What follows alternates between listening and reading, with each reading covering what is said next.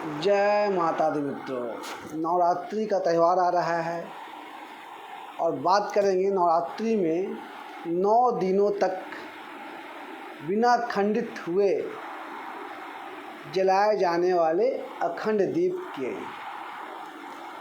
तो अखंड अर्थात जो खंडित ना हो उस दीप को अखंड दीप कहते हैं और अखंड दीप का बहुत महत्व है।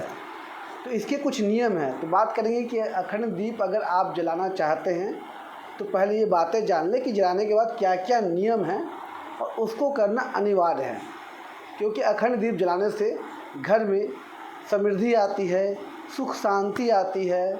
और अखंड दीप का मतलब होता है कि साक्षात आपके घर में माता का वास। तो क्या क्या ऐसा काम करें जिससे कि अखंड दीप की गरिमा को खंडित ना करना पड़े या गरिमा खंडित ना हो। हम ऐसा क्या करें कि अखंड दीप की गरिमा को हम खंडित ना करें। तो उसके लिए कुछ नियम बनाए गए हैं, आप उस नियम का पालन करें और बहुत आसान सरल सा नियम है, उससे आपको लाभ मिलेगा।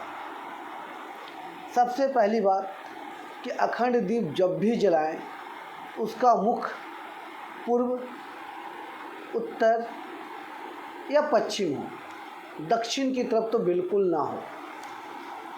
अखंड दीप आप जब भी रखें तो या तो आप किसी छोटी सी चौकी पे रखें या आप कोई नीचे कोई सामान रख कर के रखें, या नीचे अगर ज़मीन पे रखना हो तो अष्टदल कमल बना लें और उस पर अखंड दीप को आप स्थापित करें। अखंड दीप आपने अगर जला लिया है तो उसे बार बार ना छेड़ें और पूर्ण रूप से उनका संरक्षण करें। अखंड दीप का पूर्ण रूप से संरक्षण करें और बार बार ना छेड़ें। आपको अखंड दीप जब भी उसकी बत्ती को ठीक करना हो, उस दीपक से एक दीपक पहले से तैयार रखें घी का और उसको आप जला के रख लें और बाद में उसकी बत्ती को ठीक करें। और अगर बत्ती ठीक करते समय किसी प्रकार से अखंड दीप बुझता है तो उस दीपक से आप जला लें तो आपको दोष नहीं लगेगा। आप ऐसे करते हैं और बुझ जाता है तो इसका दोष लगता है, ये अशुभता का प्रतीक होता है। इसीलिए अखंड दीप की गरिमा को बिल्कुल भी खंडित ना करें। दूसरी चीज़, अखंड दीप आपने जब भी घर में जलाया हो तो घर में कभी भी अखंड दीप को अकेला छोड़ के ना जाएं। कोई ना कोई घर में रहे, किसी न किसी को आप जिम्मेदारी दे के जाए कि हमारे अखंड दीप को आप देखना, मैं आता हूँ। लेकिन घर में आप अखंड दीप को रहते ताला लगा करके बाहर नहीं जा सकते या किसी को घर में बिना रखे आप बाहर नहीं जा सकते। इस बात का ध्यान रखेंगे, यानी अखंड दीप को अकेला नहीं छोड़ना है। तीसरा चीज़, अखंड दीप बिल्कुल शुद्ध घी का जलाए। अगर शुद्ध घी ना मिलता हो, गाय का घी ना मिलता हो, तो आप सरसों का शुद्ध तेल का दीपक जला सकते हैं या तिल का तेल का दीपक भी जला सकते हैं। अगर आपने घर में अखंड दीप जलाया है तो घर में लहसुन प्याज बिल्कुल वर्जित होगा। घर में जो हम लोग आम नमक खाते हैं उसका प्रयोग नहीं होगा। अगर आप बिना नमक के नहीं रह सकते हैं तो सेंधा नमक का प्रयोग करें और अगर हो सके तो फलाहार पे रहें। इस बात का बिल्कुल ध्यान रखें। अखंड दीप सबसे शुद्ध मिट्टी के पात्र में माना जाता है या आप पीतल का भी पात्र में आप जला सकते हैं, लेकिन उसको बार बार छेड़ना नहीं है।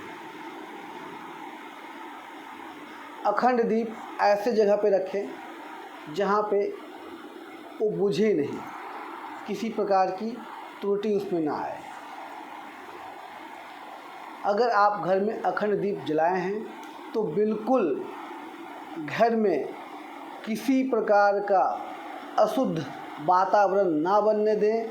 आपस में बातें जो करें बहुत तेज़ आवाज़ में ना करें, क्योंकि अखंड दीप के रूप में वहाँ माता का वास है।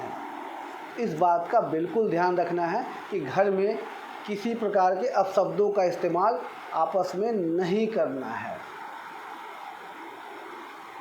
अखंड दीप अगर आपने घर में जलाया है तो पति पत्नी 9 दिन तक आपसी हंसी मजाक और बाकी जो भी क्रिया रात्रि क्रिया होती है उससे बचें, वो नहीं करना है। घर में किसी प्रकार का भी फिल्मी सॉन्ग वगैरह तेज़ आवाज़ में नहीं बजाना है।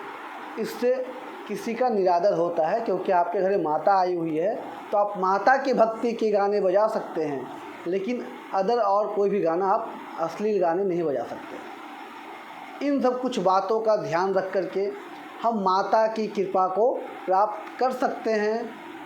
बिल्कुल इन बातों का ध्यान रखें, और अगर मेरी बातें आपको ठीक लगे तो कमेंट के माध्यम से कहेंगे, और कुछ मेरी बातों में त्रुटि रह गई हो तो आप अपनी तरफ से कुछ दिशा निर्देश करेंगे। आगे की वीडियो में बताऊंगा कि अखंड दीप जलाने से क्या क्या फ़ायदा होता है, और दीप की ज्योति किधर जाने से क्या क्या फ़ायदे होते हैं, और अखंड दीप किस दिशा में जलाने से क्या नुकसान होता है। जय माता दी।